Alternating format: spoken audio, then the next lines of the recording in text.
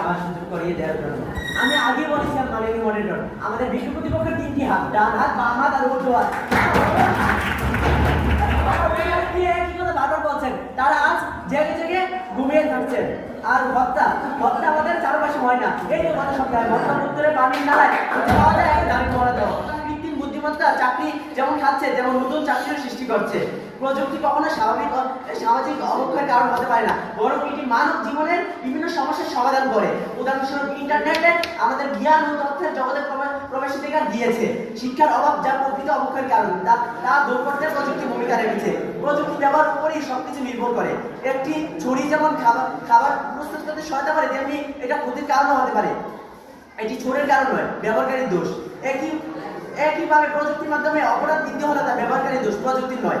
আর আমার ব্যক্তিগত প্রযুক্তি কি এবং সার্চ ইঞ্জিন কি সেটাই হয়তো জানি না। আগে সার্চ ইঞ্জিন কি